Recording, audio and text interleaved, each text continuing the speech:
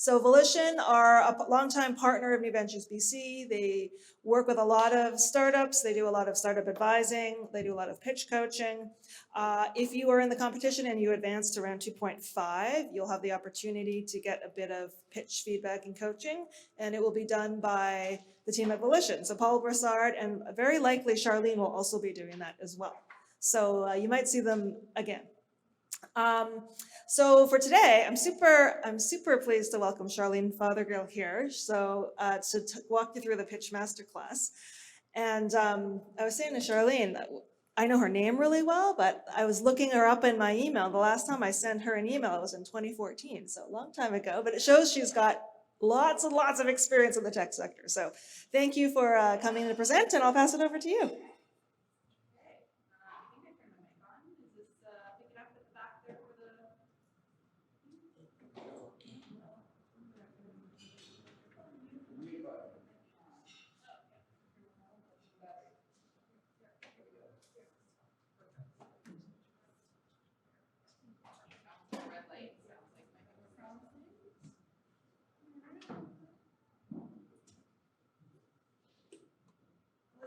I'm gonna keep switching between technology. One minute I'm trying to learn a Zoom thing and an online conference platform, and the next I'm just remiking for in person. Okay. Oh, yes, you can hear me. You guys can all hear me. I'm pretty loud, but just making sure the camera can hear me in the back. We're good. Thumbs up from the tech guy. Amazing. Awesome. Well, thank you so much for everyone being here today. I'm so excited. This is my first in-person teaching kind of thing since 2019 probably. So I'm really stoked to be here. And yeah, if we'll kind of move through what it looks like to do stuff in person together. And hello to all the people who are online and watching today. So we'll jump right in. Oops, there we go. Awesome. So as Angie mentioned, I'm here representing Volition. So Volition is a really great advisory consulting firm that really helps entrepreneurs. Getting support kind of, especially at that earlier stage, can feel really daunting. It can feel really disjointed.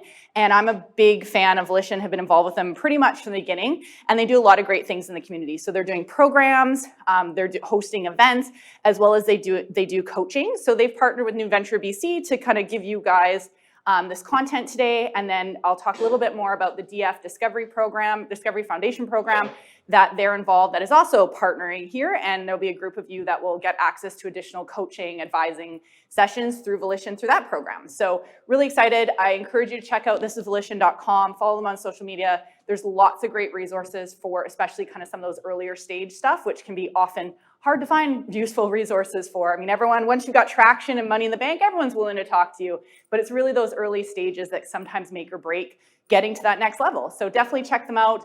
1,500 plus companies served. They've done 125 pitch events, and they have 15 startup advisors, probably closer to 20 now, including myself. So who am I? Awesome. So hi, I'm Charlyne Fothergill. So I have 20 years experience in HR and business operations in a variety of industries. And I've spent the last 15 years specifically supporting Canadian entrepreneurs, working in a variety of capacities in the Canadian tech sector, in the community. I run around, I wear different hats all the time. I was the former program director of GrowLab. So GrowLab was one of the original VC-backed accelerator companies, kind of back in that heyday when there was checks being written at demo day and Dragon's Den and Shark Tank were a newer thing. So I ran that program for 3 years, and it was really great because our portfolio of companies would pitch each and every week to investors and get that investor feedback. So for 3 years and probably about 50 companies that I kind of saw, I got to listen to investors critiquing and giving feedback on the pitch. And it really set some of the foundational stuff that I do now when I talk to startups and do this pitch coaching type sessions.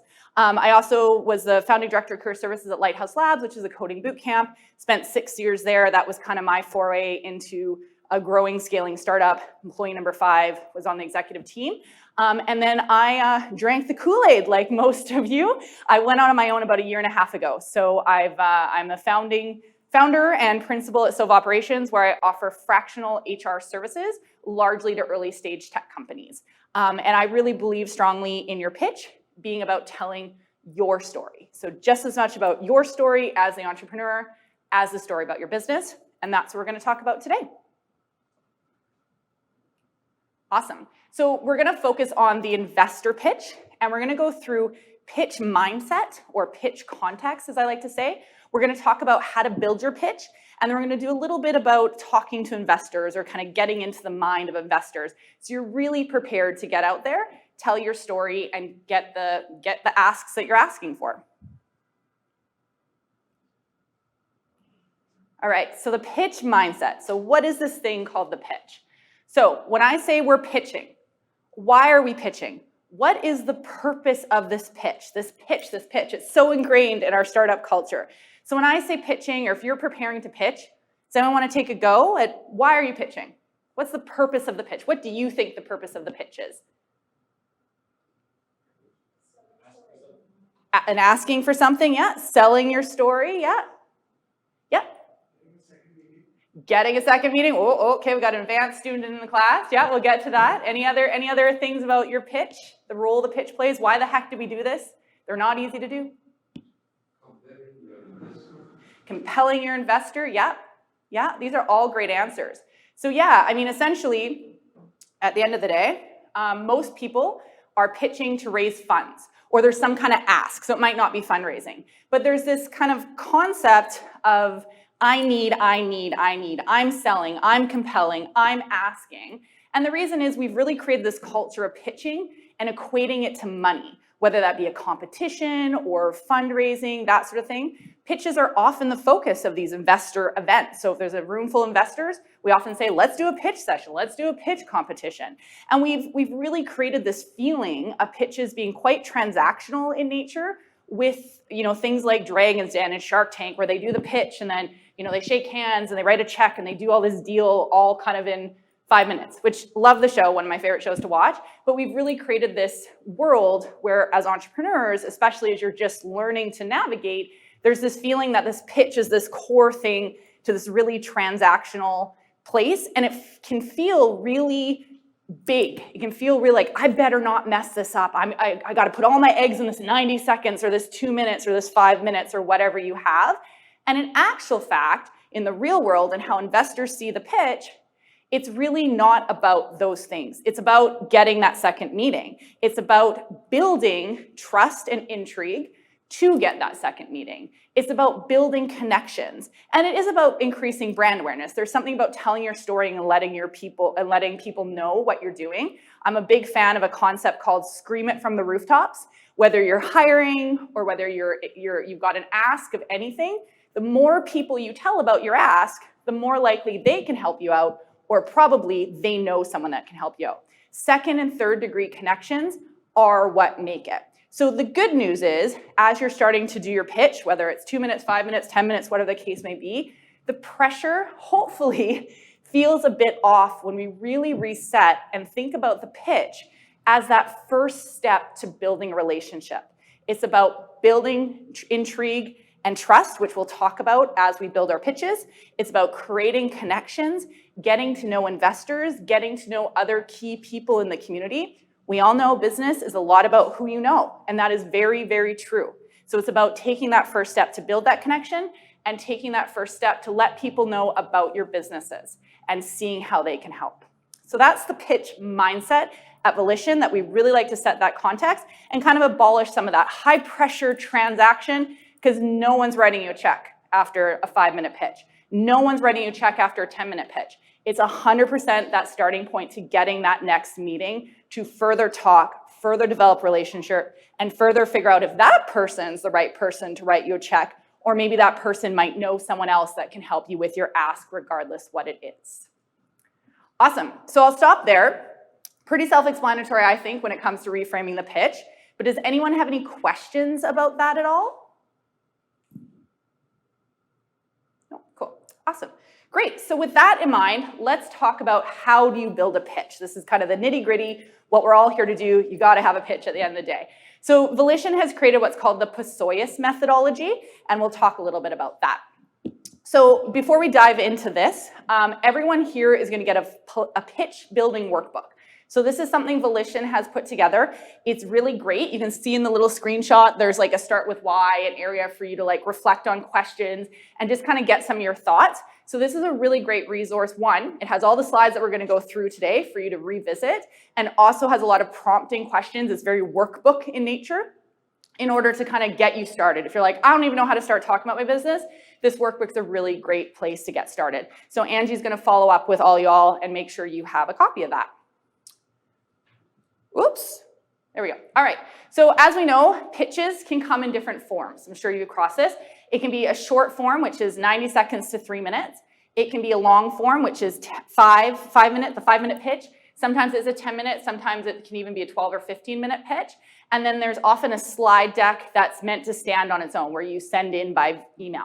Now, here's a fun fact. There's no reason for any of these time limits.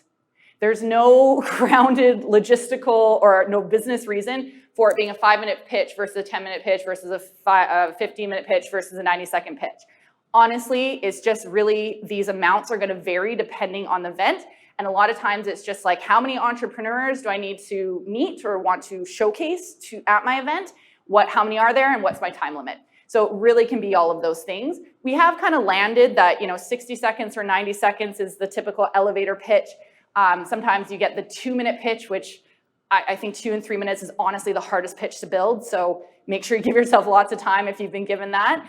And then that long form pitch is a chance to maybe dive a bit deeper into your business model, revenue models, finances, those kind of things.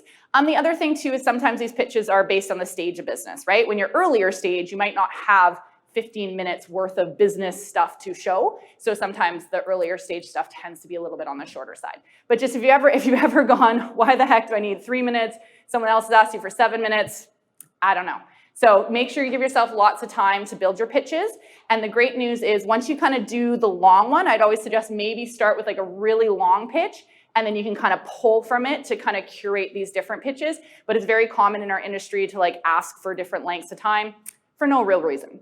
The standalone deck that you include in your emails, if you're kind of either submitting something for a program or competition, or if you're cold calling or following up with an investor, those are those slide decks that are probably a lot longer. You're not speaking to them, but they need to be standalone. So they probably have a lot more text on it, where the short form and long form pitches are a combination of text as well as presentation. Yeah, did you have a question? Yeah, can you give an example, a good example of 60 to 90 seconds, like pitch example, or really nice that would come. Oh, geez. So generally in your pitches, you do want to cover the same format that we're going to cover in the Pisias methodology. You just want to condense it. But really, what I always say to startups is in your business, you want to highlight what is the best part of your business. So we're jumping ahead a little bit about story and crafting your story. And you'll see in our further slides around Pisias, it's not about creating a linear pitch. It's not about filling buckets. You go online and find like the pitch templates, and it's like problem, solution, competitor, and entrepreneurs will just like fill these buckets really randomly, and then they present and it just feels like there's no flow. So it's really about telling your story, and it's about telling your story. So everyone in this room, your business is in a different place, and your business has a different strength. So what I always kind of say, especially when you only have 60 or 90 seconds, the first question would be, if I can only know one thing about your business, what is it? What is the strongest part in your business today? Is it that you are like this domain expert? You've got a PhD in the thing that you're innovating on, or that sort of thing? Is it that you have already a ton of revenue, or you have a ton of traction? Is it you just signed this big partnership? What is that thing that's most interesting to me as an investor? And you kind of want to lead with that, and then you want to check off the boxes that are going to be there. So the good news is the Pisias method can take you from that 60 to 10-minute pitch. It's the same content, it's just really you're touching on it or maybe choosing the top thing to mention. Whereas when you have 15 minutes or even 20 minutes, you can obviously go into detail with everything. So we'll talk a little bit about that. And then what you can also do is there's tons of pitch examples online. You can absolutely Google 60-second pitches, places like Techstars, and I don't think 500 Startups is still around, I'm not really sure. Techstars is definitely still around. They have pitch sessions. There's tons of pitch coaches out there. And so there's tons of examples online. So have a look at it, and you'll know more what investors look for, and you can probably find lots of great examples. But remember, there's no one way to do a pitch. It's your story. So that'd be the big takeaway there. Great question right off the bat. I love it. Okay, so this is that structure. What do you include in any pitch, regardless how long it is?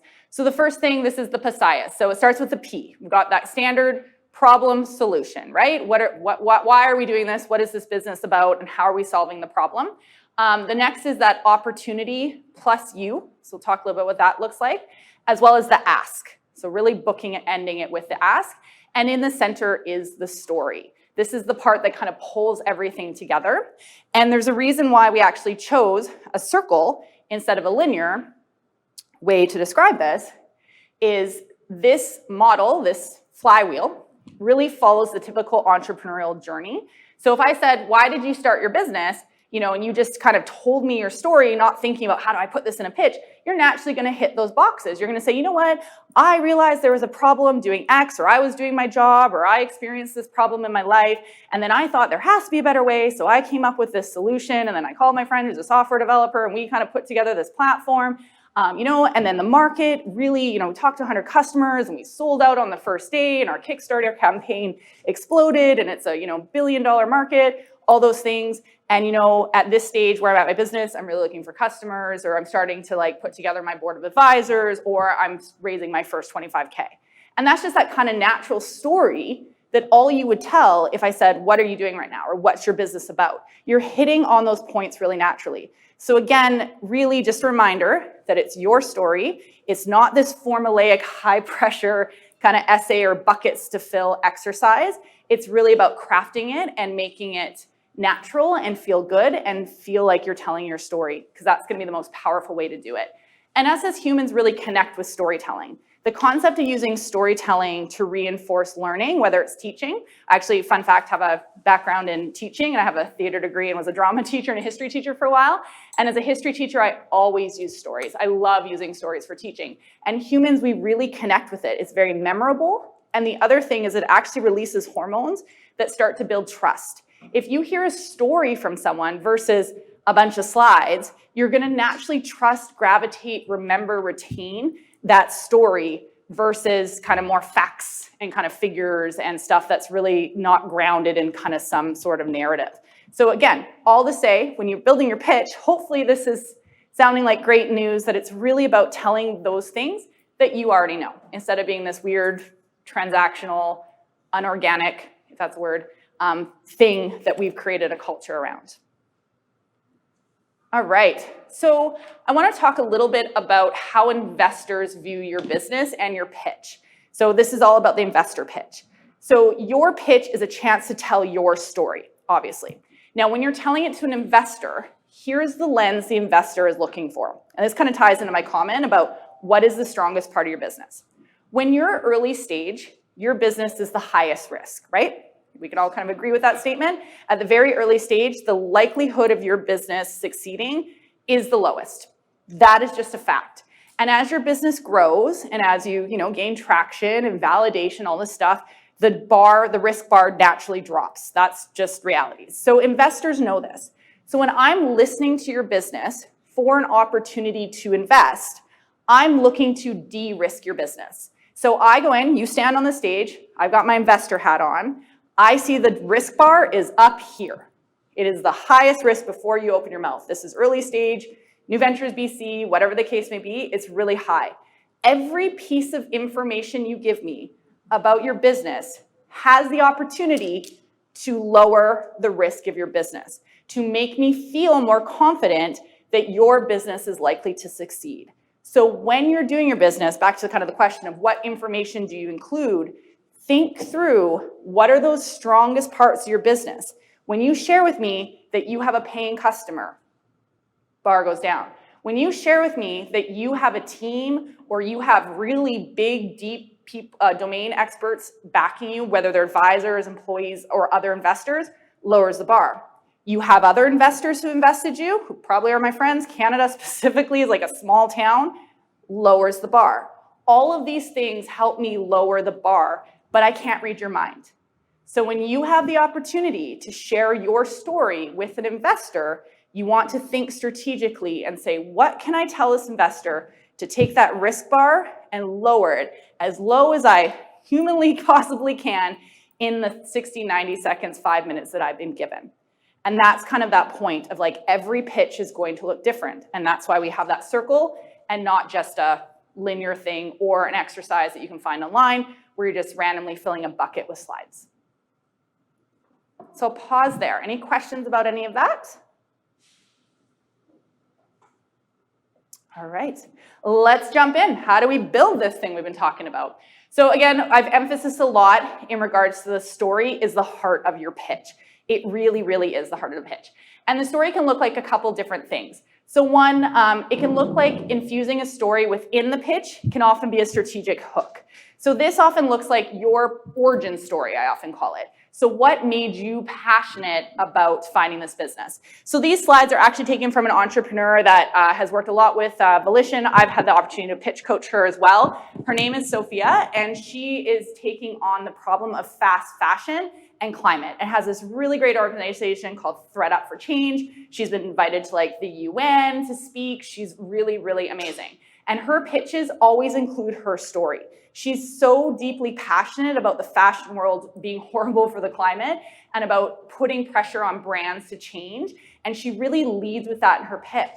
And some people, you know, when you see that pitch, maybe if you're kind of wrapping your head around pitches in the first place, it maybe can feel too personal, right? Like, this is business. Why are we telling our personal story? But again, the pitch isn't about building a business case or this kind of static, you know, clinical, here's my profit margin sheet. It's about connecting and building relationships and building that intrigue and trust. So putting your origin story of why you started your business, why does this business matter to you in your pitch is a great opportunity to start building that intrigue and trust.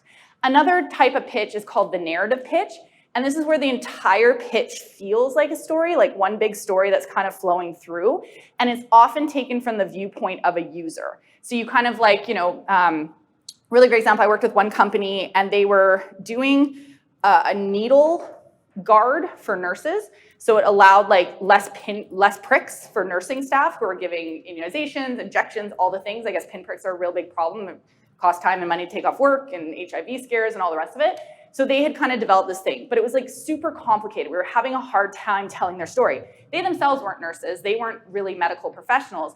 So what we did is we adopted a user. So it was like one of their test cases, a real user, and we talked about, you know, this is nurse so-and-so, and nurse so-and-so has this experience, and when she typically gives a injection, this happens, and then this happens, and it's just this big kind of personal story about that user. And it's really great because, again, it's that story and allows us to really connect with both the problem and the solution, but it's memorable, we understand it really easily, and it's quite engaging. So that's another way to kind of create a story within your pitch and maybe focus on the user of your product, especially if you have complicated products.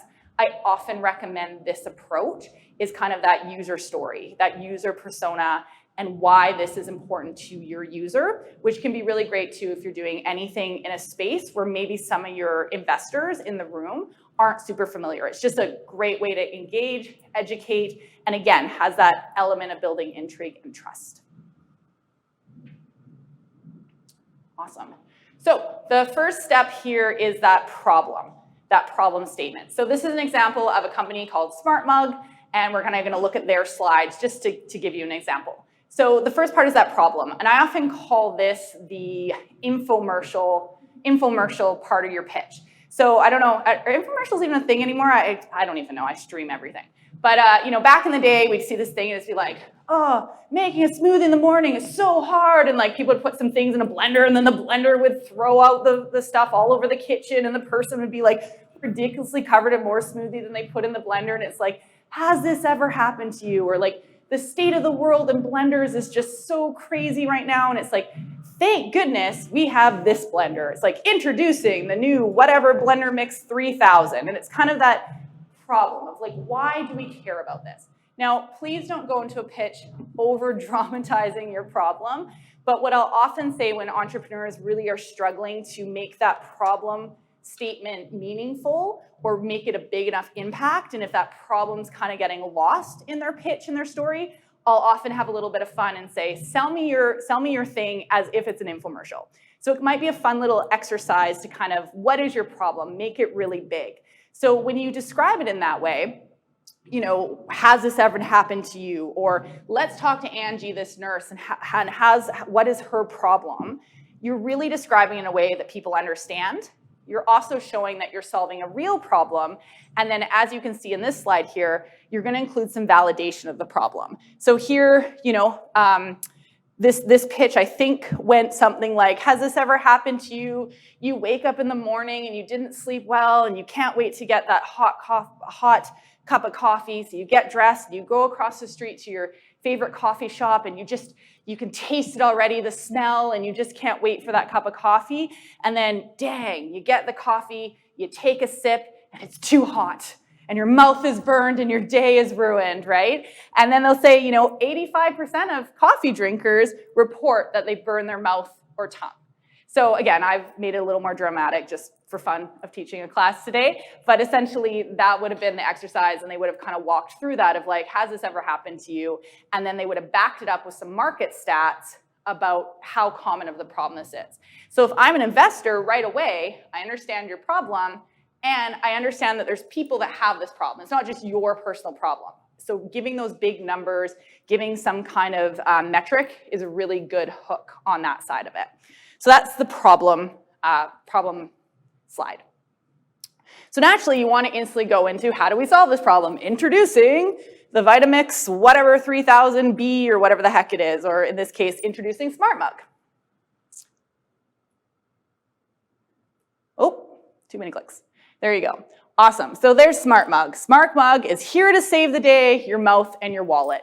So again, they're kind of like saying, here is the solution. So your solution slide is a taste of what your solution is. Now, one of the biggest things I see with entrepreneurs, you are experts at your solution. You came up with it. You know every little detail about the Smart Mug if you're this company. You know every little detail. So we just want to be careful on the solution, especially if you have limited time, to make sure you're not spending too much time going into the weeds of the solution and just staying really high level. So you want to, make sure that the solution matches the needs. So make sure that your problem slide and that story actually matches your solution, and you didn't kind of try to tell a really cool story and then it kind of makes your solution confusing. So you want to make sure those connect. And then you really want to have clear value prop of the solution. So in this case, they've kind of talked about the Smart Mug is preferred temperature control. It's an easy to use app. It notifies when you're at the preferred temperature. It keeps it there. High quality, long lasting battery life, fast charging, also keeps cold drinks cold. So this company, the narrative this person would have told in this is like, we're here to save everyone from burning their tongue in the morning. And Smart Mug is, has an internal temperature, and it tells you what temperature your beverage is at, so you're never burning your tongue again. So here you can see on 2 slides, very visual, and they kind of cut to the chase right away and give me the solution. So they also show me versus telling me. So again, I can look at the slide, and you want to be careful not to dive into the how. And this is where I'm talking about entrepreneurs getting too in the weeds. You want to show me the what is your solution, but I don't need to know how this mug works at this stage of the game for a pitch. And that's a really common thing I see in entrepreneurs, because again, whoever designed this knows so much about this mug, but at this pitch, especially if you only got a few minutes, all I need to know is this mug exists and what it does, and then I need to move on. I don't need to talk about the inner workings. If someone's like an engineer in the room and wants to talk about that, they'll ask you at which point you can absolutely showcase all your engineering ingenuity that went behind this. So problem and solution. Click. Yes, awesome. So when we talk about the pitch being about that relationship building, about building that intrigue and trust, the intrigue really is that problem and solution. That's that place to hook me, get me excited, give me an idea that this is a real problem the world has, and give me a sense that you have a solution to that problem. And that's really what those first 2 slides are about. And that's kind of where you'd probably tell your story, and there's a lot of storytelling elements in that first part of the pitch, whether it's 90 seconds or whether you're really extending those details a little bit longer. The second part of the pitch, before we get to the ask, is about building trust. And again, this is where each of your pitches are really going to be different, depending on how much time you have, how much information you can share, as well as what is those strengths that you want to make sure you're highlighting.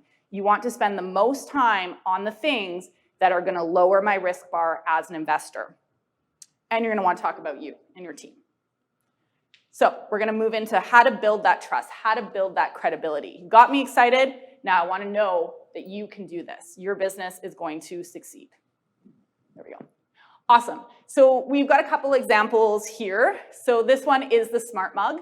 And this part of your pitch, you're really gonna consider different things. So what is your revenue model? You can add stuff like that, proven traction, competition, and we say cocktail napkin economics because early stages you probably, unless you're a finance background, don't have this, super built out thing.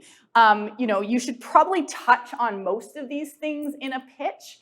But again, depending on time and depending where your company is at, you're probably going to want to spend more time emphasizing certain parts. And you can do that in different ways for slides. So we have some examples here of what this company did. So one of the things they chose to do is highlight partnerships. So again, I'm an investor and I see Starbucks, Best Buy, Cafe Argentino on a thing. Wow, those are pretty big names. That's not the little local mom and pop shop that potentially your cousin owns. Those are big names and big partnerships. Those logos are a great way to build trust and lower that risk bar. Now make sure everything you say is credible. If you've had one phone call with somebody at Best Buy, don't put their logo on here. Like, these got to check out, because the last thing you want is an investor who knows the person at Best Buy and then it comes back. So, because that will ruin trust, right? That's the opposite what we want to do. So you want to showcase how things are going and potential stuff, but you want to speak very honestly to it. So it's okay to maybe talk about that you're currently in talks with Best Buy, and as long as you're contexting that's not like a signed deal. If it's not, or you're talking to these kind of people, that stuff's okay, but it's really, you want to be a little bit careful because this is about trust building. And nothing ruins trust than lying, right? Or being perceived as over fabricating things or overemphasizing things that aren't there. So just be careful and maybe check with someone on a little bit of a sanity check of if your top level conversation is strong enough to go into your slide deck, because this is all about trust building. And we know as humans, trust, once you lose it, super hard to rebuild. So that'd be the only kind of cautionary thing there. Here they've put some 5-year projections. So they've got their finances figured out. You might not have yours quite figured out yet if you're earlier on, but this is some good ways that they're showing it. They're talking about the average selling price. These slides are really nice and clean. You can see how if that was your slide, you'd be able to skim through that pretty quickly. Pretty self-explanatory, so really great to maybe throw in. Those numbers aren't bad, they're pretty good, so they might want to lead with those. And again, you're not wasting a lot of time on it. You've got a really nice slide position. You've talked about expansion plans to the US. You've talked about a release of a new high technology product. So you've already kind of like given me some things as investors to show me that you have a plan. This isn't just going to be a thing in the Vancouver Best Buy. It could be a bigger opportunity. There's also the competition slide, which is always really great to show. If you think you have no competition, you are wrong. You have competition. Doing nothing can sometimes be competition. Excel spreadsheets, if any of you are doing SaaS or business-to-business efficiency tools, are your competition. So just be really careful. We often look for the competitor slide because one, it shows me that you know your market. It shows me that you know the space you're in, because I don't know it. I got to learn, most likely, as well as it shows me why you're different. Competition is okay. It's okay to have competition. Some people are like, oh, I don't want to emphasize that there's someone doing something very similar to me. That's okay. I want to know that that person exists, because that's a smart entrepreneur.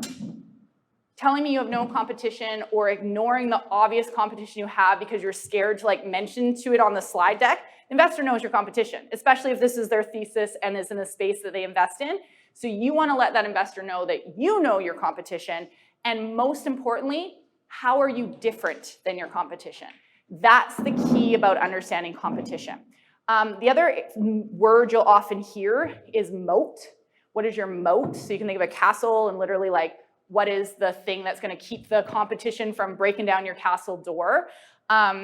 If you really feel like you have a moat or something so different, that's really great. But I also context that not every segment is a winner-take-all place.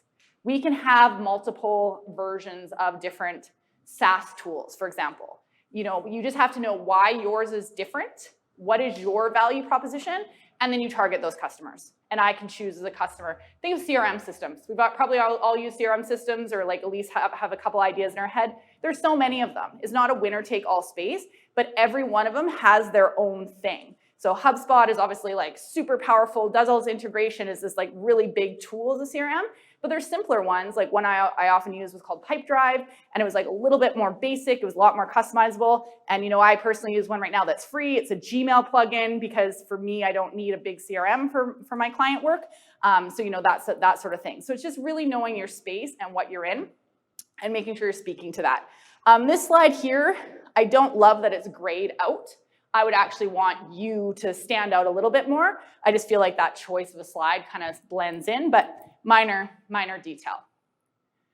So here's an example of a few slides that kind of are starting to build in that opportunity or trust.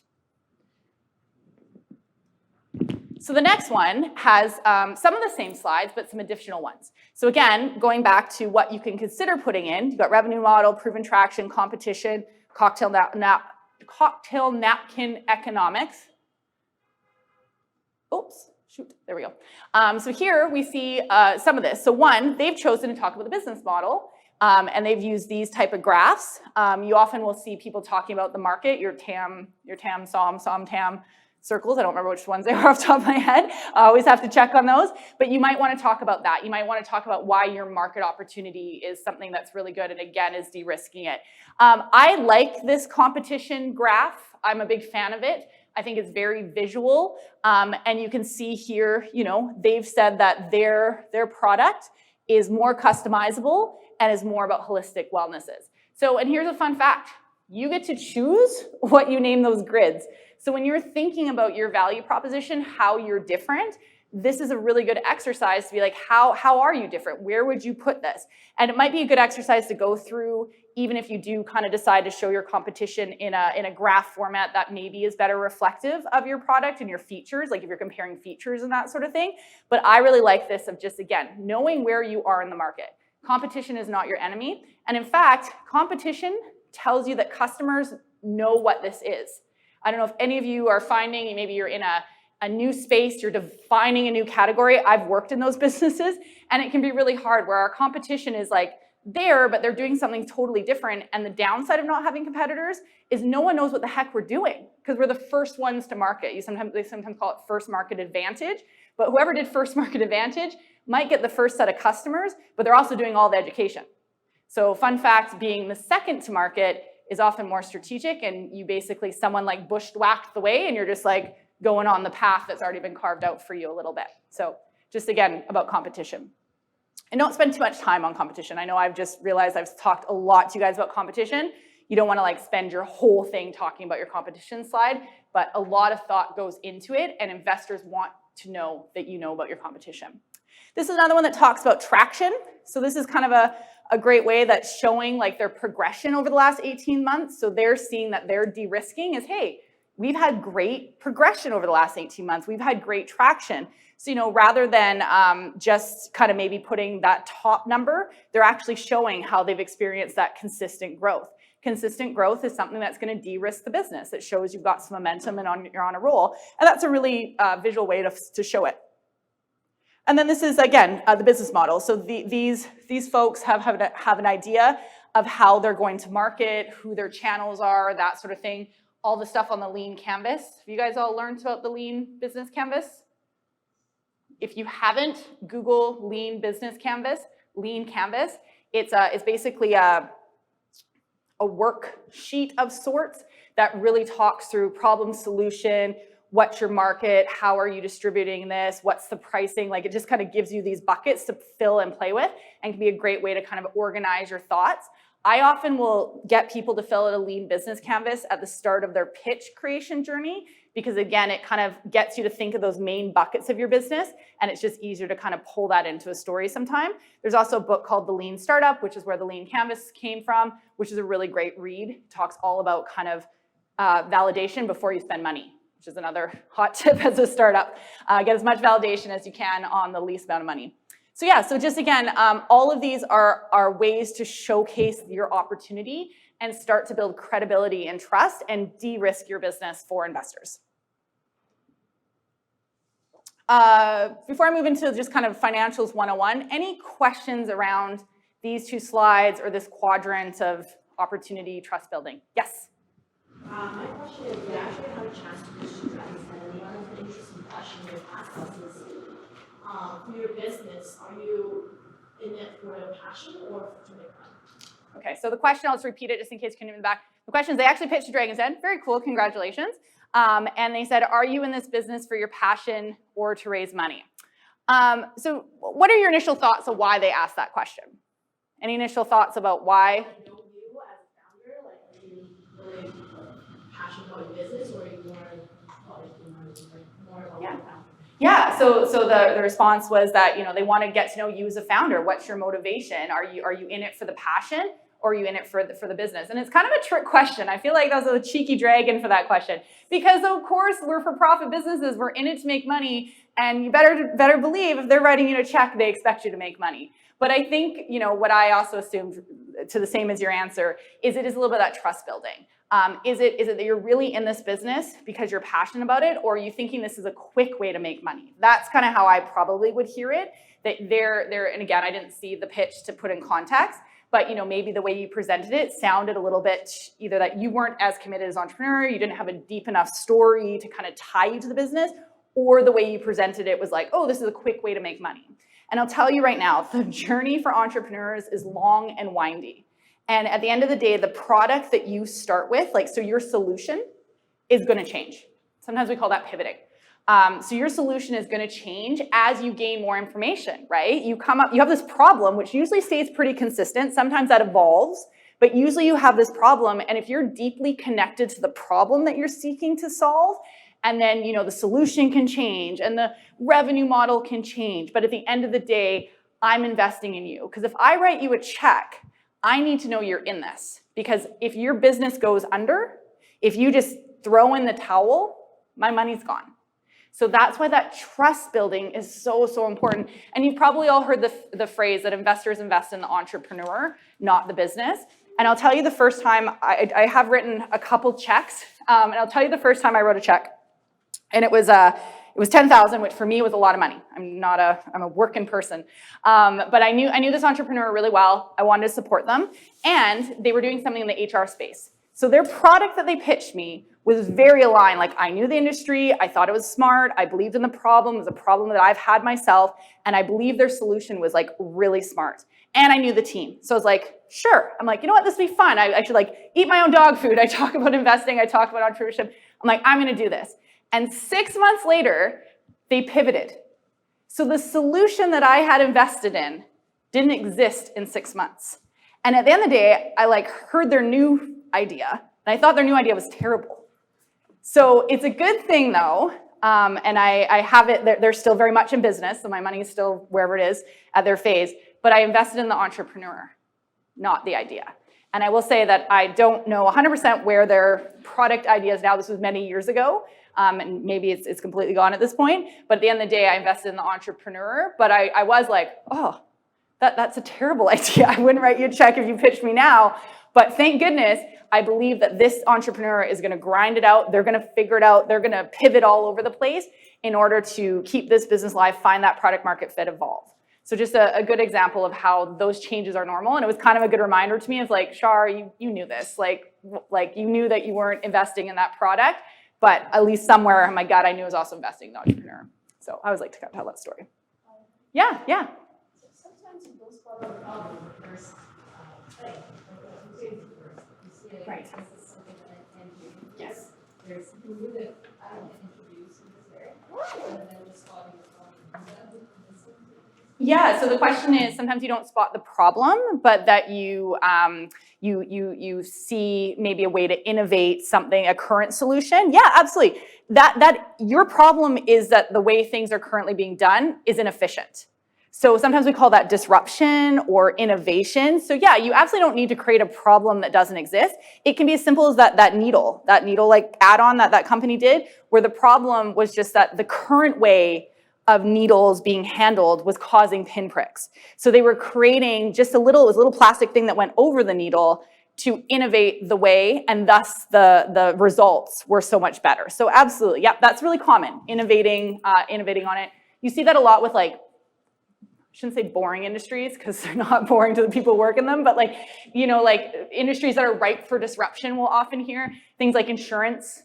Like it's so much red tape, it's so much paperwork, their software is so old, it's slow, all of us have to buy insurance, we're like, oh my goodness.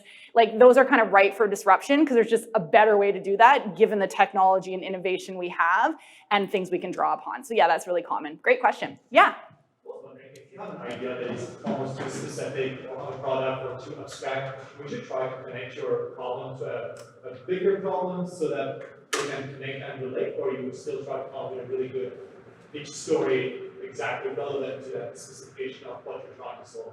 Would you go with a bigger sector or? Right, so that's a great business question. So I'd say your pitch has to match your business. So whatever direction you're in your business now, like it's fine if that changes, that would be fine. I think what I'm hearing is kind of what often is called niche markets. So you just have such a specific problem to a specific group of people. And yes, your pitch should reflect that. But to an investor, it kind of comes down to that opportunity. And that's where you have that TAM, SOM, is how big of an opportunity is that? How much money can you make? Or is your problem, for, a very specific group of people, and there's only so many of those people in the whole world, and thus, as an investor, how much money can your business make, and thus how much of a return can you make on my money? If you're there, but you see that your product could be for something later, how I put that in the pitch is like right now, this is the current problem we're solving, and be really true and honest to what you're doing with your business, because you're probably getting traction, you're exploring that thesis with customers and partners. And then usually what you see is at the end, like usually you see like a next step slide that will say, hey, our solution can be tweaked just this little tiny bit and service this other industry. So for example, you might have come up with a software solution for insurance companies, right? Let's pick on insurance companies for a minute. And your AI automates a bunch of stuff for the insurance companies. And that's probably a pretty big market, but then your final slide might say, you know what, we can actually then, this software can be used to apply into healthcare sector or into academia and registration or anywhere that, this problem exists. So that's kind of how I would pitch that. It's okay to have a niche product. I do want to just say that you don't need to get funding, equity funding. If your business doesn't match equity funding, you don't need to have equity funding. There's nothing wrong with what's called sometimes a lifestyle business, and I hate the word because there's such a negative connotation with it, but I'm such a big fan of lifestyle businesses. But you just have to be smart that when you take investor money, they expect a return. And when you take angel money, they expect a different kind and a different amount than when you take VC money. And usually those niche markets, you'll hear the no from the VCs, and you'll see this a lot on Dragon's Den where there's like, it's too niche, it's too niche. It's because the model of VC funding, it's a very specific asset class where they need your business to make a 10 times return. So if you raise $1 million, your business needs to sell at minimum for 10 times that, because they know in their portfolio that 80% are gonna fail. So they have to write off their losses with your win. So the opportunity has to be big enough for them to invest in. And that's sometimes why you'll hear on Dragon's Den and Shark Tank, they'll be like, it's too small for me, right? It's too niche, it's too specific, because they are VCs, right? And you have to kind of do that math. So it's understanding. We could do a whole class, and definitely recommend reach out to Volition, do a whole class about matching your business with different funding types, and there's tons available, including debt financing, grants, different debt financing that can get really creative and isn't so scary, or maybe converts into equity later once the business hits certain stages. So there's lots of different types of funding out there. Actually, you guys have already had Keith speak today, right, about investors? So he probably talked a little about that. Yeah, cool. Oh, sorry, what's the question from online? From Earl. Can you elaborate the traction slide in early stages? How may we approach this? Yeah, so traction slide in early stage. So again, traction slide might look in the early stage like this. It might look like we are talking to certain people, like, and again, another thing about every business is different, right? If you're selling to another business, B2B versus B2C, generally B2C, we need to sell a lot. So we think of a 99-cent app. You need to sell 1 million of those to make $1 million. But if you had a piece of software where one sale was like worth $100,000, you only need to sell 10 of those, right? That's not, no. Yes, you only sell 10 of those, right? So that's kind of that traction piece, and it might look different. And traction might just be like, hey, we're in initial talks. It's okay, you have to start from somewhere, right? It's okay that you're starting from a very early stage of like, maybe you spend all this time in research and you're only now just talking to someone. Maybe one person's willing to use your app. So it's just about figuring that out and being able to speak to it, but then emphasize all the other parts of your business that maybe are a little bit further along and de-risk things. Cool. Oh, we are coming up hot on time. Oh no, we're only an hour. Phew, I thought I started at 1. Great. Awesome, great conversation, guys. Really great questions. Does anyone else have any questions about this, about building trust and credibility? Yes. If your client changes from like the same beneficiaries exist that you go from business to client to business, then oh, maybe the government's the best option. Yeah. So the question is, what if what I'm hearing, your customer or even your user changes? Yeah, totally. That's going to happen. I guarantee you. Absolutely. That's part of that journey about validation. It's figuring out who your customers are. So from a pitch perspective, we want to talk about maybe the traction you have. That's what I talked about, those different verticals. So your pitch might have, currently we're focused on B2C, on customers and consumers, right? We're public. So we're currently focused on B2C. Here's our traction around that, or here's our strategy to get it to B2C. If you haven't done that yet, you're pre-launch, you're like, we're gonna market it in this way. Here's my plan to B2C. And then, you might wanna say, we also see potential in B2B and we also see potential in government. And then your pitch 6 months later, or even a month later at the next pitch competition might be like, hey, when we first validated this, we started with the customers and then we actually found a holding within government. And you're just kind of updating us. Your pitch is really a snapshot of your startup the moment you pitch, much like the company I invested in. The moment they pitched to me, that's what their startup was about. 6 months later, their startup had changed, and that's totally normal, and it's just that snapshot in time. And showing that you've learned, showing that you realize that the B2C approach was not as effective as the government approach, actually shows that you're a smart entrepreneur that's constantly figuring it out, and you're not married to a thesis. So one of the things investors use, they call it a thesis, right? None of this is fact, we don't know. They just believe that this type of business is going to be the most successful, and that's where they're choosing to become educated and put their money in. Just like you all have a thesis that this problem exists, you probably can figure that out pretty good, and that your solution, your thesis is your solution is going to, resonate with all these potential customers. It's just a thesis, it's experiments. We see that flywheel of the learn, measure, fail, repeat thing. This is all about it. So yeah, change is good. Don't shy away from it. Share your learnings. Awesome. Any other questions? Yes?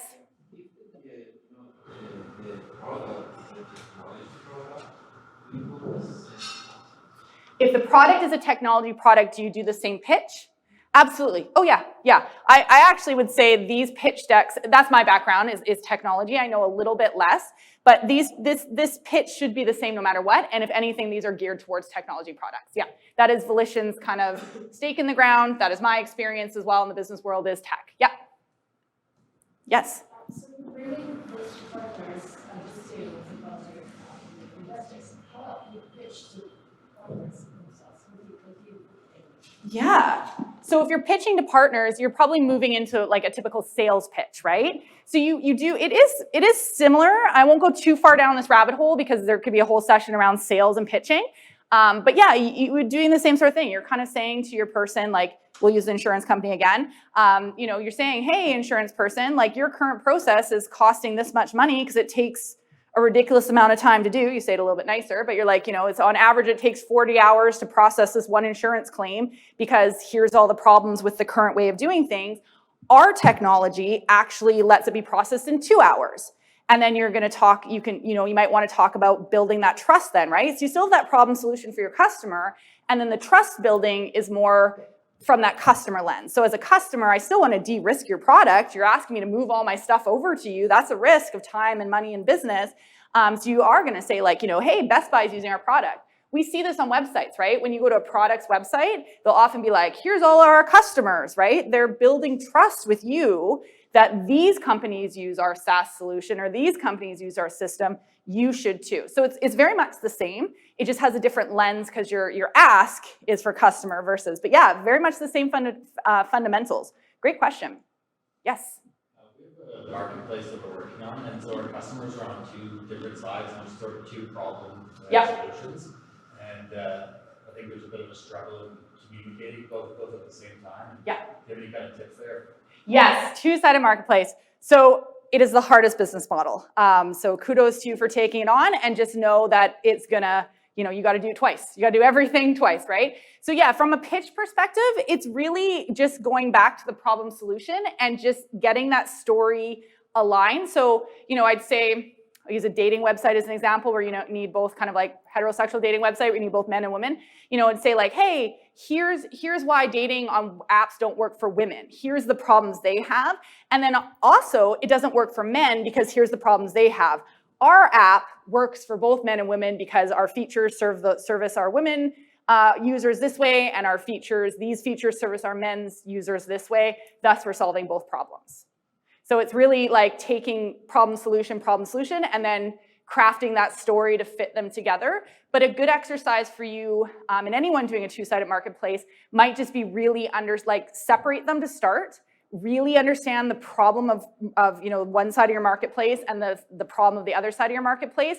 Get really clear on how, go through this whole process for each of them, and then you might have an easier time melding them together in a narrative. Because the good news is all the opportunity stuff is the same. It's just really defining that story, which, yeah, it's a little bit, it can be more challenging, especially when you only have 90 seconds. So you gotta just kind of get it tight. That's the kind of stuff we talk through in our pitch coaching sessions all the time at Volition. Absolutely. You're welcome. All right, any questions? Love it. We've hit like the 2:30 slump and everyone's going. You've had some cookies and truffle popcorn, but everyone's still awake. I'm impressed. Yes? This is a open question. Yeah. So I have a friend who is from Brazil, and he has a PhD on design for. So he was trying to tell me about this stuff. Didn't know any of that. The point is, I was not convinced about any of the stuff he said. I know he's an expert. He's really good, technical stuff. My question is, I'm just curious, what your experience when you coach people who native languages English, or just the super teachers, or it's about language, it's about personality. Okay, so I heard two questions there. So it sounds like your friend is super technical, and when you said you didn't understand him, was that just like the language barrier was the challenge understanding him, or you didn't understand his product because he's a PhD level in computing? I kind of understood the solution, but I was just not super excited about that. I didn't really see how that changed the world. Gotcha. Okay, and you're saying that could be because he's introverted and English is his second language, so he wasn't able to tell such a dynamic story. Okay, cool. Yeah, I mean, so here's the thing. One, the purpose of the pitch is about building trust and credibility, right? And I will say that investors know, we've been doing this a very long time, and I am interested to see what the whole pitch world looks like in 10 years from now. And one of the things as an investor, and when we used to coach the Grow Lab companies all the time, different folks, not everyone's a salesperson or a theater major doing a 5-minute business pitch, is we know as investors that pitching is a different skill set than being a business owner. So I'll tell you now, same as I hire software developers. I know that being in an interview and able to sell your skill set is very different than actually being able to code really well for me effectively in my business. So we kind of know that. There's a lot of grace in that. You don't have to be this super loud, dynamic person to have an effective pitch. Now, in regards to your friend's business not feeling compelling to you, I didn't see the pitch, but I'm curious, if you feel like they've hit all these marks. Because realistically, your presentation skills and style will all look different. And I realize that just so everyone knows, I'm over here when it comes to energy and presentation styles. I'm the minority. So don't think that, you know, my style needs to match you to be effective in the boardroom, because it certainly doesn't. And it can look different for everyone. But the point is, if you know your business, if you put together a compelling, unified presentation that hits on these things, if your friend who sounds super smart leads with the fact that they are probably a domain expert in their industry and is leading with that kind of information to help de-risk their business, it's okay if the pitch itself is maybe not as like, you know, flashy, little, all that jazz hands. So that is totally fine. And I'd say if you kind of follow this methodology, no matter if you're super shy or just more naturally extroverted, you're going to have a pitch that reflects your business and reflects the credibility that you have brought to your journey thus far. And that's what investors are investing in. If you are unprepared, if you don't know your numbers, it doesn't matter if you're, you know, all glitter and jazz hands, or if you're a little bit more introverted, you're still gonna fall on your face in front of the investor. So it is a little bit more of a level playing field than I know it can feel. And I'll just say that in the investor world, we're talking about whether 5-minute pitches on stage should even be the way that we do this anymore. But remember, the pitch, the 5 minutes on stage, the 90 seconds on stage is about telling your story, getting an insight into your business, and having that next conversation that is a lot more interactional. So I'd say, you know, I can imagine being on Dragon's Den is like, you know, it's not only a 5-minute pitch, it's lights and studio lights and the dragons and all the things. That's a very not real situation, right? A normal pitch is like, I want to hear about the idea. These numbers are going to blow me out of the water, whether the person has an accent or, you know, maybe doesn't even choose the right English words. Those numbers are going to speak for themselves. And as an investor, I want to invest in smart businesses and smart people. And you don't need to be an extrovert or even have English as your first language to do that. However, you need to be understandable. So we do sometimes work with folks on choosing words and their word choice a little bit. The other thing is, if you are nervous, if you're an introvert or you think that English, you know, isn't your strong suit, I would say the best thing you can do is be prepared. The more prepared you are, also give you a little secret. This is Volition slide deck. We basically do this version of the pitch for everyone. So when they gave me this pitch to do, I haven't done this presentation before. So when they gave me this, I'll tell you right now, where it's back, I'll go back. I added words onto these decks. So this slide here, like all of these bullet points, if you saw Melanie or Paul presenting this, and some of you might have already seen this, they wouldn't have these bullet points on there because they know this. They've done this presentation a gazillion times. This is my first time doing this exact presentation. I mean, the content, obviously, I'm really familiar with it. So I actually put these bullet points so I knew how to speak to the slide.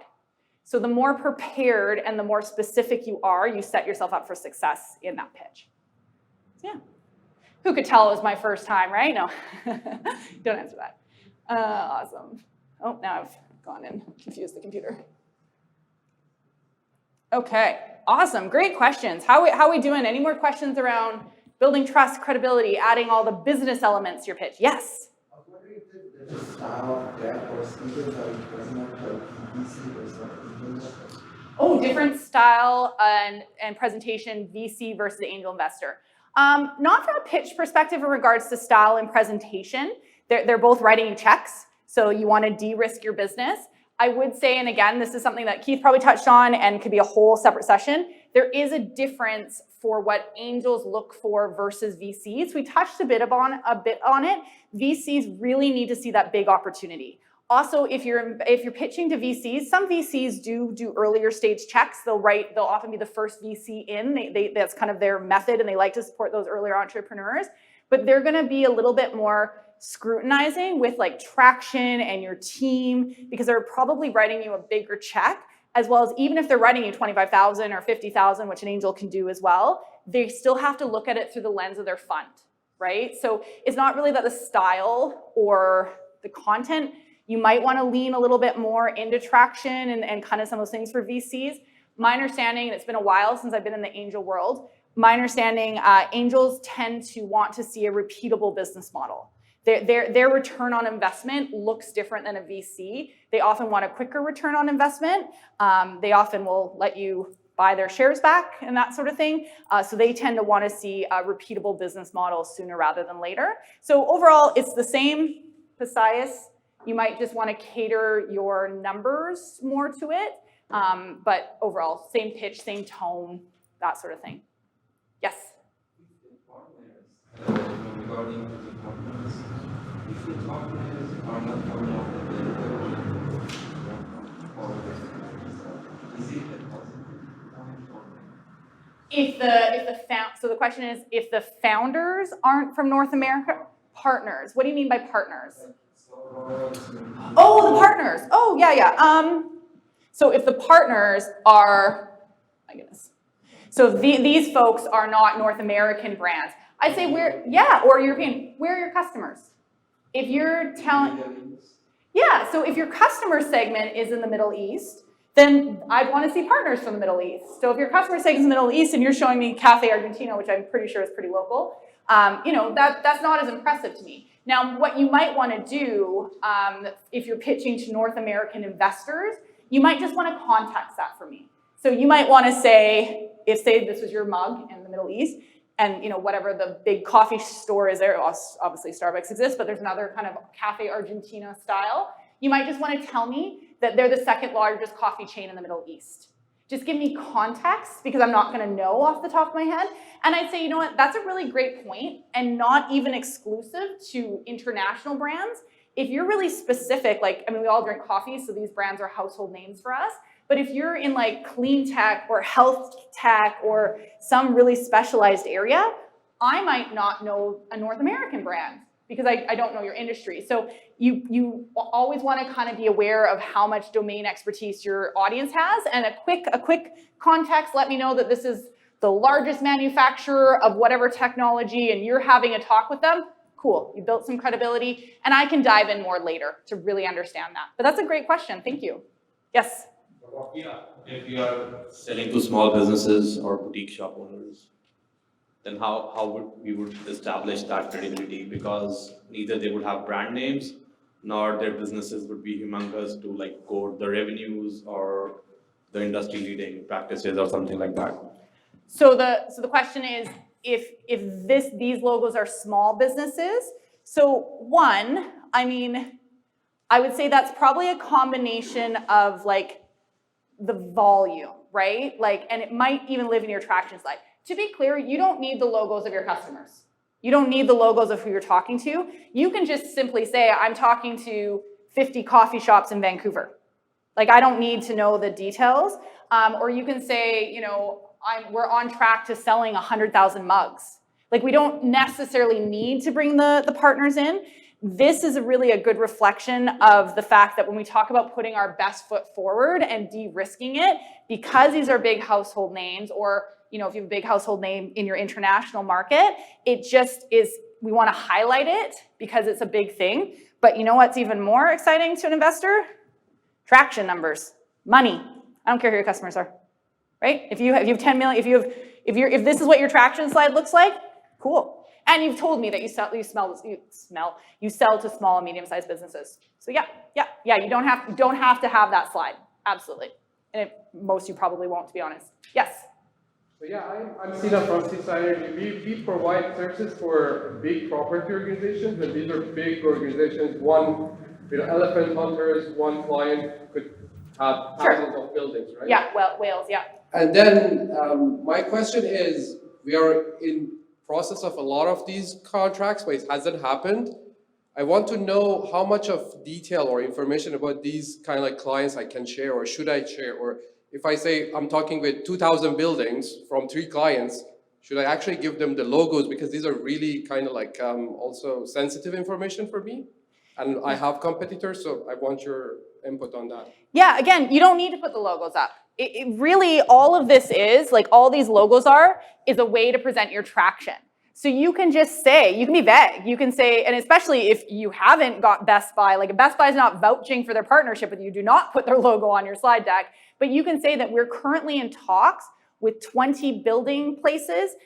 If it's a really long sales process, you might want to say we're currently in talks and in either initial stages or final stages, like somehow allude to me that there's a thing, or we've been in talks for 24 months and we're at the end of talks. Like, just give me the context, and then, maybe say, we expect to close that these talks will result in $50 million or whatever the case may be. So it's all just kind of massaging the information you have into your story in a way that de-risks your business, right? Without going into too much detail, for sure. And yes, be sensitive. Like, obviously, these are pretty big brands and they were comfortable putting on their slide deck, but great point. It might not be okay for you to put your big clients, in which case you can just mention that you're currently working with one of the largest X in the city, or you're currently working with 20 whatevers in this space. Like, it's just telling me that someone wants to buy your product. Someone's talking to you. That's the real crux of the information that you want me to hear as an investor to lower the risk of your business. Yeah, great questions. Yes. Let's say you have a product line where each product builds on top of each other. Okay. And each product is directed at a different customer segment. Okay. Now, is it a good idea to put the entire product line in the pitch deck, or should we just focus on one product that we're targeting initially? I mean, so what I'm hearing is you're talking about different product lines.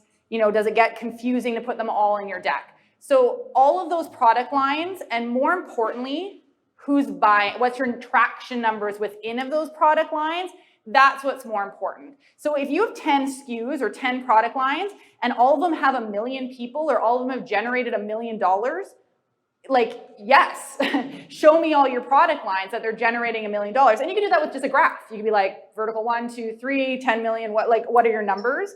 If you have, 10 product lines and there's 2 that aren't really going anywhere, I mean, yeah, I'd say in your business, we have to focus, right? Focus is, oh my gosh, we could do a whole series on focus with entrepreneurs. It's so hard because there's so many, you're validating things and so many opportunities are coming your way. So I'd actually say the first thing is, should you have that many product lines right now at this stage in your business? Because you can only sell kind of 1 or 2 things at a time.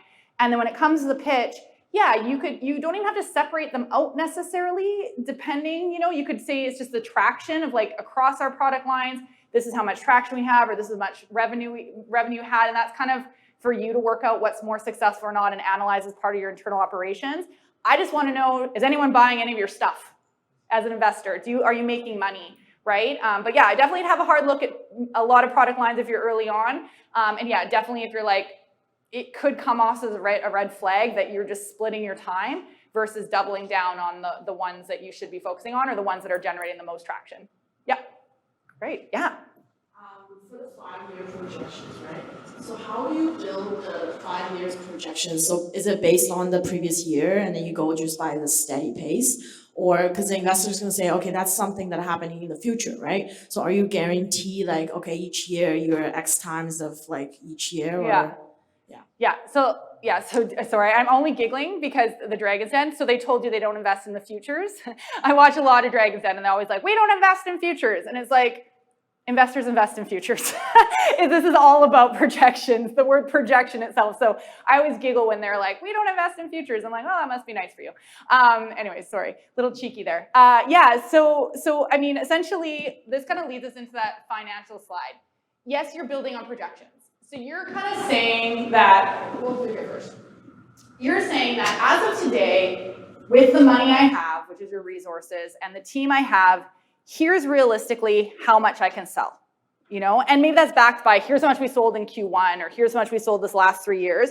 Then you're kind of saying that based on the market traction, if say I added another salesperson to the mix, if one salesperson can sell 50 units, 2 salespeople can sell 100 units, right? And then so next year you can say you have 100 units. You're going to be able to sell 100 units, right? And all of those factors that consider, right? Or you often hear people are like, right now we can only sell 100 units because manufacturing takes us so long or it's so expensive. But we know usually with the investor money you give us, I'm going to be able to get cheaper manufacturing, and now next year I'm going to be able to sell 250 units with the same resources. So that's kind of what projections are based on. They're based on a little bit of your process and how you kind of came to do what you've done, and then kind of saying, if I had these resources, here's how much I could sell. And that leads us really nicely into the financial slide. of, you know, that's kind of the units you could sell is that math, but then all the math around like how much money you could make, what are your revenue projections as opposed to just as how much we could sell. So this is kind of financials 101. Again, probably spend a lot of time.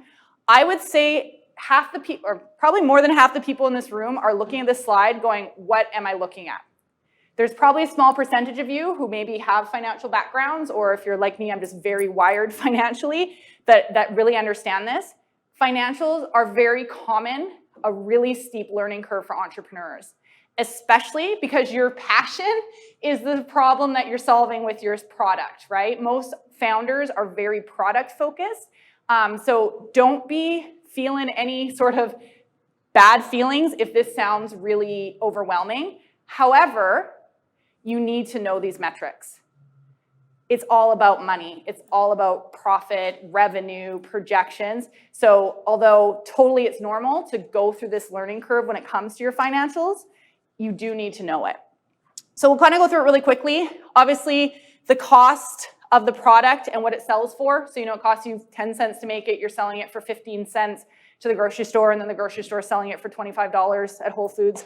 That's kind of, you know, the margin of each item. You're making 5 cents on each unit. So you sell 100 units at 5 cents. Can't do that math right on my feet on the spot, but that gives you an idea of what that profit margin is. So what is your margin? What does it cost you to make it? What is that total cost to make it? That's your people, that's your machinery, that's all the things that cost you to make it. And then if you have to sell it, what's that cost of that advertising? How much profit are you making on that?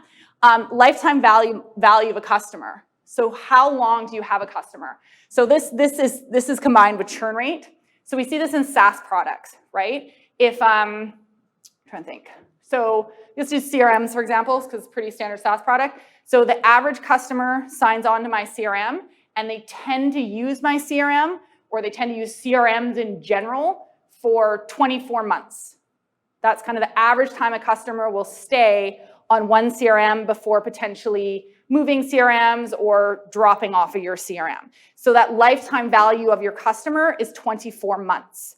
So if you're charging them $10 a month, that's how much money you're making on that customer before they drop off. That's your average lifetime value of a customer. A good example, I was friends with, actually, Angie and I both know Angel Pui. She had a company called Weddingful. It was a wedding planning business. She had a churn, just means the time your customers churn or leave your product. She had 100% churn every 6 months because you only get married once. So that was a fun thing she discovered in her business 4 or 5 years in after raising $3 million, was really that her lifetime value of the customer was like a 6 to 12 month period of monthly charges, because once you're married, you're not using her services anymore. So one of the solutions she had to figure out was, you know, what else will this customer group buy? So one of her competitors, I don't know if anyone's the Knot, the Bump, I think it's the Home. So the Knot's a wedding planning service business. Well, they very smartly went, you only probably get married once, or at least once every so often. They went, but we have all these customers. Well, they're gonna probably have babies. So let's create the same service for babies. And then we can use our, 10 million brides we're getting every year, and then start sending them information about planning their baby showers and their gift registries. So that's kind of that idea of the lifetime value of the customer and what it means churn. We see that a lot with SaaS products. Anything you're charging a monthly fee for, you need to understand how long that customer stays on. And if you're not there yet, because you're just starting, there's probably metrics about average CRMs or average categories, what people tend to see. But this all is your financials, right? If your average person is 24 months on your product at $10 a month, you have an idea of how many customers you need to make your revenue number. Or, then you match that with, like, I sold 100 to 100 customers last year, we can do 250. You start kind of, this math all starts to work together and add up. Awesome. Does that make sense on that piece? The other one you want to talk about is your burn rate. You definitely want to make sure you know what this is. If this is not your area of expertise, please hire a financial person, even a bookkeeper. You need to understand your burn rate. Your burn rate is how much money you have in the bank versus your monthly costs. So if my business, my SaaS business, or the mug company, if they on average spend, say they spend, let's use nice round numbers, $100,000 a month. That's their burn rate. Each month they're spending $100,000. That's for all your salaries, all your advertising costs, your office space, beer in the boardroom on Fridays, your cost is $100,000 per month. Well, you are gonna ask for $2 million from an investor. How many months does that buy you at your current burn rate? But then you're gonna take that $2 million and you're gonna hire 5 salespeople. Okay, well, your $100,000 a month now is up because you have 5 more salespeople to pay. And then if you have 5 more salespeople, you might need a sales coordinator, because at that point, admin starts adding up and those salespeople get bogged down by that. So now you're gonna add a whatever. And if you're hiring that fast, you might need to hire an HR person. So, and then you're gonna have to buy them all laptops. You're gonna have to maybe get a bigger office space. All of this is your monthly cost that, more money, more problems, it starts to happen. But that's what your burn rate is how much money are you spending per month versus how much money you have in the bank. And it's a critical number to have an updated version of, because you know exactly how your business is gonna go. And on the flip side, that's exactly how you ask for money. If you're gonna ask me for $2 million, what are you gonna do with my $2 million? I want to see how you're spending my money month over month, and then what does that money afford you in regards to projections regarding sales? Yes? So what's the ratio or range of burn to earning ideally using? So what's the ratio of burn to earning? I mean, you want the highest ratio of revenue and the lowest, like you want the highest ratio, lowest ratio, you want the most revenue possible with the lowest spend is what you want. But what that actually looks like looks different for everyone. So for example, for my business, it's just me. I have a home office. So my burn rate per month, I pay myself. My burn rate per month is pretty low. And because it's just me, and I kind of say on average, I usually work about 30 hours a week for clients, and I charge this much money, that's my revenue, that's my burn rate, that's mine. But if you're a business that's like in manufacturing, your burn rate's huge because you're machinery and you're renting warehouses and really technical people. So all to say, you better have a product that sells for more than 99 cents, right? If it's gonna cost you how much money, or that for $100,000 to operate your machines for a month, it can produce, 1,000,099 little trinkets to sell. So it's all this math is kind of connected, and this is the crux of your business. And like I said, there's definitely, if it's a learning curve for you, totally normal, very common for entrepreneurs. I think in society we don't talk about these things enough in regards to financial literacy, but this is kind of a quick overview of some of the concepts you are expected to know in your business. So it's just a good reality check of how you doing in this area that 100% we don't talk about enough in entrepreneurship or in society. Yes? Oh, yeah, sure. Very back there. This question is on one of the previous topic, but I just thought about it when you mentioned like your burn rate is quite low. So let's say if there is a solo entrepreneur with a small team, but good service, good product, good idea, how do you produce confidence if you are pitching to a bigger client or a bigger company? Pitching to an investor or a company? Not investor, more like a bigger client. So a sales pitch? Yeah. How do you inspire confidence if you're pitching to the big one? It's really the same principle. It's building that trust with putting your best foot forward of knowing why your product is better than your competitors and knowing why you and your product, they should choose you. It's really about knowing your value proposition. I'm gonna take one more question about this area because this is a deep rabbit hole, and then also I'm super mindful of time. So yes, go ahead. So, quick question. Could you give an example of, or some examples of LTV CAC used other than SaaS companies? Examples of what use, sorry? Lifetime value and cost of acquisition. Lifetime values of customers. I'm trying to think. I mean, you could, yeah, so we can look at it like cars, for example. We're not buying cars every month, but the lifetime value of the customer is how often are you buying a car, right? So if I'm gonna invent a new car, or let's maybe go specific, say a Tesla battery, I'm gonna do it, I know that battery lasts for 10 years before my customer has to buy a new one. That might be a good example. So, I know that I'm gonna sell you a Tesla, it has a battery in it. I know in 10 years, you're gonna have to buy a new battery. Thus, I have an idea of how many people are using Teslas today and kind of what that churn rate looks like if they maybe don't buy a new Tesla after 10 years, they sell their Tesla.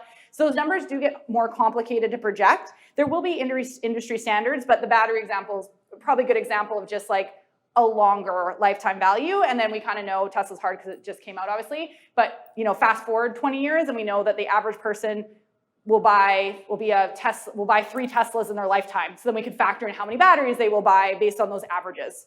So yeah, it's the same principle. It's just tied less to the month to month. Yeah. Okay. Perfect. Awesome. Great questions, guys. I love this. Okay. Good news. We're talking about. Oh yeah. This is okay. Perfect. So there's no opportunity without you. So we want to make sure we're including our team slide. We want to make sure we're talking about who's on your team, who's helping you execute this. Nothing builds more trust and credibility than understanding. So you want to make sure you've got your people and a little bit of a description underneath them. You want to make sure your description of your people is relevant to the business, right? So if you got a CO has 20 years business experience, you've got a CMO has 15 plus years marketing experience in consumer packaged goods. This is the mug company again, right? So you want to just pick a quick highlight of why those people are impressive to the investors. And I have seen like slides that like these weird resumes, or they're like, this person has a 4.0 GPA, and it's like, I'm an investor, I don't care. Like, cool, you got this person. I also don't need to see your 20-person team slide if you're a little bit further along. Who are those key people that are pillars in your business that are impressive to me? And that might also be advisors, right? That might be partners. Like if the head of marketing at Starbucks is on your advisor board and you're this mug company, put them on there, right? So those kind of things on the team slide. Yeah. Cool. And this part is the plan. We've talked a little bit more about this in the thing of just making sure you have a plan. It's okay if you don't have all the numbers now, just what are you going to do? What's that future look like? I feel like we covered that pretty good. All right. Awesome. And then the final one is, we talked about this a little bit too. What are you buying with our investment dollars? What is the ask if it is investment? What are we going to do? What are you going to do with that money? And we talked about tying that into the financials and just really understanding what are you going to do with $1 million? And most importantly, is $1 million enough? Because I'd say more often entrepreneurs ask for not enough money versus too much money, and probably because you haven't done the math exercise of how you're going to spend that money. And really quickly, that's a red flag. We can all do quick math just on salaries in our head. You're like, I'm gonna hire 10 salespeople with my $1 million. And I'm like, that's like barely enough. Like by the time you hire them, they have to have a place to work, you got all these other costs, like just not enough money sort of thing, or whatever the case may be. We can do that quick math, especially when it comes to salaries. So just make sure you're thinking through how you're gonna spend our money and that you're being realistic with telling us where that money will get you. So it's okay to ask for $1 million and say, with this $1 million, I'm gonna hire 5 salespeople and we're gonna get 2.2 million in revenue with this initial million, and then we just have to go raise again. So basically your ask gets you to the point of either an next level raise where you have better metrics so you can raise more money on a higher valuation, or it gets you to the point where you're profitable and therefore you don't need to raise money, or gets you to some other inflection point that you might have in the hopper. Okay. All right, so we talked a lot about talking about investors. Just really quickly, pretty standard. I'll let you have a quick look at the slides. This is essentially the types of questions, and you'll get the slide deck that we tend to see in the Q&A period during investor events. You will have the slide deck, and these are the common areas of concerns. So I just want to summarize this slide deck for you here. So really the common areas of concerns, or I guess feedback that you didn't hit enough on in your pitch, might be a way to look at this, is the value prop and the competition. So how will you stand out? How are you different than your competitors? Your IP strategy, if applicable, and I know that there's a lot of strategy that goes into that. Scalability, so that market doubt, market education. I don't really understand how you're going to compete in this market because no one on your team is an expert in this market and or connected in this market. So how are you going to get these really big whale customers, so to speak? Team capacity and experience. Again, be strategic. Who you put on your slide deck. I can't read your mind. If you put on your slide deck all of your interns, not that impressive, right? Going to cause me some doubt. So if it's just you and you're a rock star and you've just been, like, don't put your interns on your slide deck, right? So unless, again, maybe they're PhD students in quantum computing, which might make them very valuable on your slide deck. Lack of a clear plan, so just kind of not really understanding how you're going to execute. Business revenue model, including the economics. I'm going to ask questions about that. You don't know your numbers. I don't have a real sense that you have an understanding of manufacturing costs or what it's going to cost to sell things, etc. Traction and customer validation, just too early. You haven't really figured out if anyone even wants your solution yet, but you're asking for money. Founder market fit. I should not be in AI. I know I should not start a business in AI. I need to find a co-founder who knows something about AI. But if I'm like, hi, here's my business idea in AI, they're like, sit down. You should not, do not give me your money. Not instilling confidence. Founder coachability. Again, we invest in entrepreneurs, not necessarily in the product, or we should be. So if you are argumentative, you are negative, you argue with me when I ask you a question, it doesn't show me that you are here to learn. We all can learn. Even if we have a lot of experience, we can learn. So just be mindful of how you're coming across, especially if you get nervous. I'm a little bit of an angry monkey when I get nervous. I can get irritable. So just being mindful of how you're coming across in those situations. And then again, that valuation, what are you using my money for? How are you gonna get to that next level? Cool. And then just all to note again, these are the conversations that happen in the back room. This is the reasons investors invest in you. So again, hopefully removing some of the stress, although we went through all the financial stuff, removing some of the stress of what your pitch needs to be. These are the reasons they invest in you. They like the founder's energy. You seem coachable. They know the founder well. The founder comes highly recommended from programs that are really trusted. Our funds will make a difference. We know how you're going to spend the money. It's going to be helpful to you. I could see me coaching them. I understand your problem. I believe in your solution. And sometimes beyond your control, your product and solution matches my investment thesis. And if it doesn't match, I'm not writing a check regardless how wonderful you are. Awesome. Okay. Yeah, just a reminder, while we're pitching, we've been hitting that home pretty quick. And we've talked a lot about questions. Great. And yeah, Volition, everyone. Volition, check out the website. Yeah, thank you all. Did you want to talk just quickly? Yeah, show can I the just program? talk really quickly? Awesome. So as mentioned, Volition partners with a lot of different programs to offer services to entrepreneurs.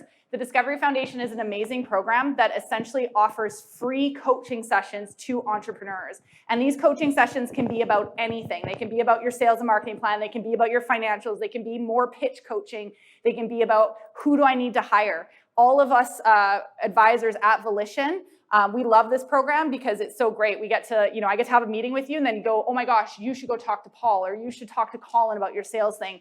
And you get a few sessions approved, free of charge to you. The advisors get paid for them too. So it's such a great session.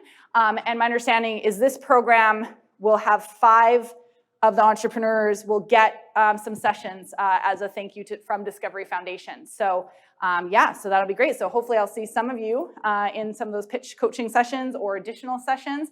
And I would highly recommend connect with Volition. The DF program happens throughout the year, and there's often times to leverage those free advisor sessions through the DF program, regardless if it's kind of during the New Ventures BC program or just down the road. So Volition's a really, really great place.